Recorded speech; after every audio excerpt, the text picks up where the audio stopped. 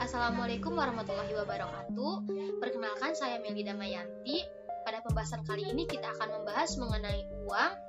Di dalam uang juga akan ada beberapa teori. Kemudian kita membahas mengenai jumlah uang beredar dan akan membahas juga tentang kebijakan moneter. Silahkan disimak.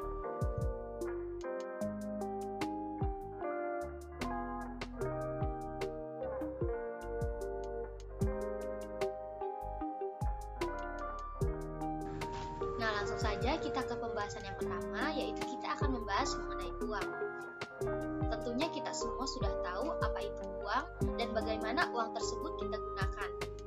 Bahkan dalam kehidupan sehari-hari, kita tidak terlepas dari menggunakan uang, yang dimana segala kegiatan perekonomian kita pasti berhubungan dengan uang. Baik itu kita memegang uang berupa uang kertas, logam, ataupun berupa uang elektronik lainnya. Nah, namun kita juga perlu tahu apa isi uang itu secara teori dan bagaimana uang tersebut bisa dikatakan sebagai uang. Secara umum, menurut teori pengertian uang itu segala sesuatu yang diterima oleh masyarakat yang dapat digunakan sebagai alat pembayaran. Nah, beberapa ahli juga mengatakan uang itu yang pertama, yaitu menurut miskin, uang itu segala sesuatu yang diterima secara umum untuk pembayaran barang dan jasa atau untuk pembayaran dan hutang. Nah, menurut miskin ini, ia menambahkan uang itu digunakan juga sebagai pembayaran hutang. Selanjutnya yang kedua yaitu menurut Menkyu, uang merupakan sekelompok aset dalam suatu perekonomian di mana penduduk menggunakannya secara teratur untuk membeli barang dan jasa dari penduduk yang lain. Dan yang ketiga yaitu pengertian uang menurut Wahl, yaitu sekelompok aset yang berfungsi sebagai sebuah media pertukaran ekonomi. Tentunya dari pengertian-pengertian tersebut, baik secara ahli ataupun secara umum yang kita ketahui, uang pada intinya merupakan alat transaksi yang kita gunakan sebagai pembayaran.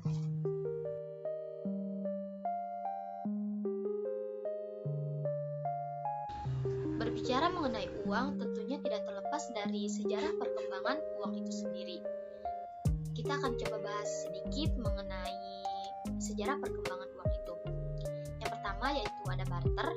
Barter itu merupakan tahap tukar-menukar barang. Nah, tetapi barter ini ditinggalkan karena kelemahannya salah satunya yaitu sulit mempertemukan atau menentukan kedua belah pihak yang ingin melakukan pertukaran dengan kondisi yang sama. Kemudian setelah barter ini beralih ke tahap perkembangan yang kedua, yaitu ada uang barang. Pada tahap yang kedua ini, pada uang barang yang sering digunakan yaitu garam. Hanya saja uang barang juga ditinggalkan karena jumlahnya sangat sedikit, sangat langka, dan juga mudah rusak. Kemudian beralihlah ke tahap perkembangan yang ketiga yaitu uang logam.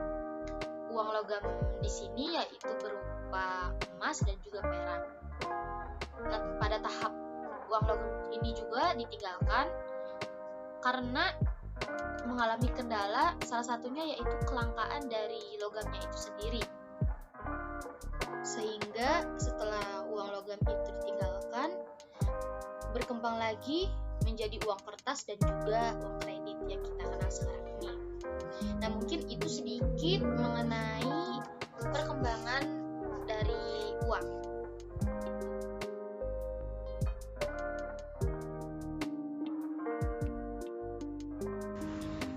Kita lanjutkan, setelah teori uang yang sudah kita jelaskan tadi, tentunya kita juga akan berkenalan dengan yang namanya permintaan uang dan juga penawaran uang. Kita akan membahas keduanya. Yang pertama kita akan membahas permintaan uang terlebih dahulu. Di dalam permintaan uang ini didukung oleh beberapa teori. Yang pertama yaitu teori menurut David Ricardo. Menurut teori ini, permintaan uang dinyatakan bahwa jumlah uang itu berbanding lurus dengan harganya, sehingga dinyatakan dalam bentuk persamaan M sama dengan K dikali P, yang dimana uang atau M itu merupakan uang, K itu merupakan konstanta, dan P itu merupakan price atau harga. Teori ini menyatakan bahwa jika jumlah uang beredar ditingkatkan, yaitu akan meningkatkan kenaikan harga, sehingga jumlah uang itu berbanding lurus dengan harganya. Tapi jumlah uang yang beredar berbanding terbalik dengan tingkat suku uangnya. Ya jadi kalau semakin banyak nilai real uang, maka semakin turun sehingga nanti akan ada penyesuaian tingkat suku bunga. Lain lagi dengan teori yang kedua, yaitu teori menurut Irving Fisher. Teori ini melengkapi dari teori sebelumnya, yaitu teori David Ricardo. Teori ini mengatakan bahwa persamaan uang dinyatakan dalam bentuk M dikali V dikali P dikali T. M itu merupakan jumlah uang, V itu merupakan percepatan peredaran uang, P itu merupakan price atau harga, dan T itu merupakan jumlah barang. Nah, di sini dikatakan bahwa dengan asumsi velocity atau kecepatan dan jumlah barangnya itu tetap, maka jika jumlah uang yang beredar itu meningkat, akan meningkatkan juga harganya. Selanjutnya kita ke teori yang ketiga, yaitu ada teori dari Alfred Marshall atau kita kenal juga sebagai teori persediaan kas. Di dalam teori ini disebutkan persamaannya, yaitu M sama dengan K dikali P dikali Y, yang dimana M sebagai jumlah uang, K itu keinginan masyarakat untuk menyimpan atau mencadangkan uang, P itu price atau harga, dan Y itu merupakan pendapatan. Nah, dan teori yang terakhir ini teori menurut Keynes. Teori ini cukup terkenal di dalam teori permintaan uang. Keynes mengatakan bahwa manusia atau masyarakat menggunakan uang atau memegang uang itu untuk 3 motif. Yang pertama motif transaksi, kemudian yang kedua motif berjaga-jaga, dan yang ketiga motif spekulasi. Untuk tujuan transaksi, Keynes mengatakan bahwa permintaan uang untuk tujuan transaksi ini tergantung dari pendapatan. Semakin tinggi tingkat pendapatan seseorang, maka semakin banyak juga kebutuhan untuk tujuan transaksinya tersebut. Hal ini berarti seseorang atau masyarakat yang tingkat pendapatannya lebih tinggi akan mempunyai pengeluaran yang lebih banyak dibandingkan dengan seseorang atau masyarakat yang pendapatannya lebih rendah. Kemudian yang kedua, untuk tujuan spekulasi, besarnya permintaan uang untuk tujuan spekulasi ini menurut Keynes ditentukan oleh perbandingan hasil dari bentuk kekayaan seperti saham, obligasi, atau barang yang lain. Permintaan uang untuk tujuan spekulasi menurut Keynes ditentukan oleh tingkat bunga.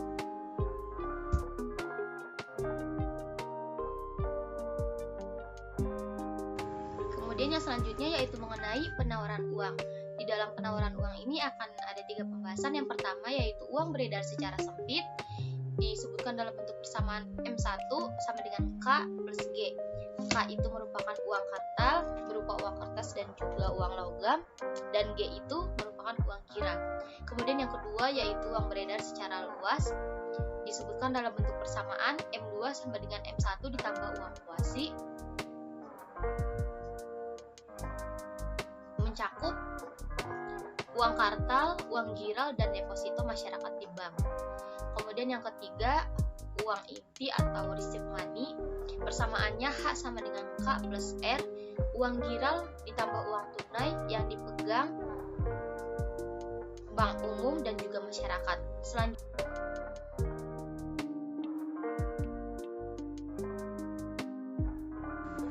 Selanjutnya kita lanjut ke pembahasan yang kedua, yaitu kita akan membahas mengenai jumlah uang beredar. Jumlah uang beredar merupakan seluruh jenis uang yang beredar di perekonomian yang dikeluarkan secara resmi oleh bank sentral. Untuk uang kartal dan bank umum menerbitkan uang giral maupun uang kuasi. Uang kuasi ini berupa tabungan, falas, dan lain-lain. Jenis uang beredar di Indonesia ini terdiri dari 2. Yang pertama jenis uang dalam arti sempit, dan yang kedua uang beredar dalam arti luas. Nah, uang beredar dalam arti sempit yaitu kewajiban sistem moneter bank sentral dan bank umum terhadap sektor swasta domestik atau penduduk yang meliputi uang kartal yaitu uang kertas dan uang logam yang dikeluarkan oleh Bank Indonesia, dan uang giral deposit yang disimpan dalam bank-bank umum dan dapat dikeluarkan dengan menggunakan cek, rekening giro, atau surat perintah lainnya. Uang kartal dan uang giral ini dipakai sebagai alat pembayaran sewaktu-waktu atau setiap saat bila diinginkan karena sifatnya yang likuid dan tidak terikat waktu dalam pemakaiannya. Selanjutnya jumlah uang beredar dalam arti luas Dikenal sebagai istilah broad money, disebut juga dengan likuiditas perekonomian karena dapat mempengaruhi perkembangan tingkat harga, produksi, dan keadaan ekonomi pada umumnya.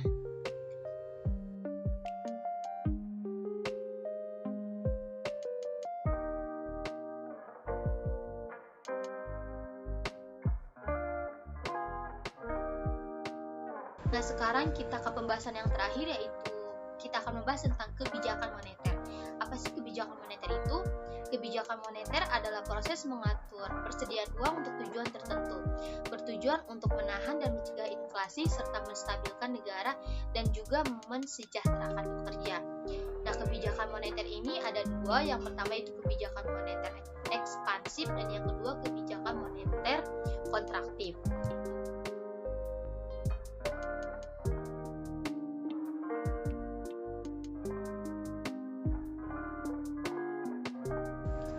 Kebijakan moneter ini ada dua jenis, yaitu yang pertama kebijakan moneter ekspansif dan yang kedua kebijakan moneter kontraktif.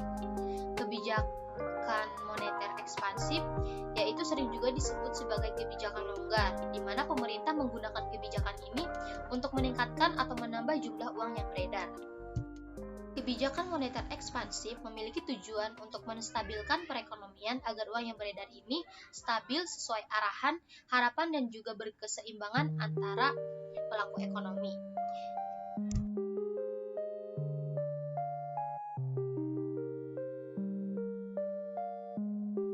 Kemudian yang kedua yaitu kebijakan moneter kontraktif.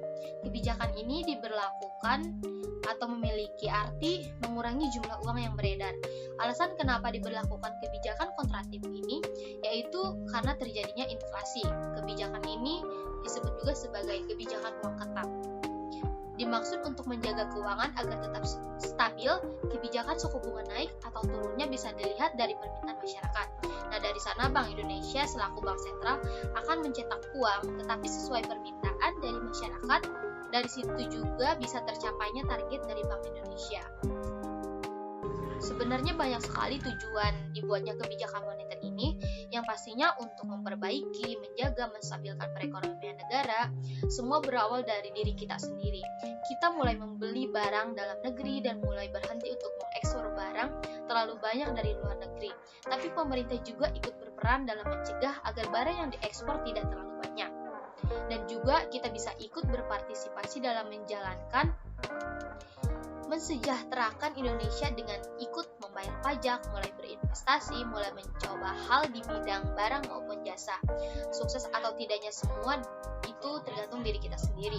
Bukan hanya pemerintah saja yang menjalankan ini semua, bukan hanya pemerintah saja yang memberlakukan beberapa kebijakan, tetapi kita juga harus turut serta membantu pemerintah. Ibarat sebuah bus, pemerintah bertindak sebagai supir dan kita menjadi penumpang. Karena apabila kita sebagai rakyat ikut berpartisipasi, maka keuntungan akan banyak didapat dan juga predikat negara Indonesia akan menjadi bagus.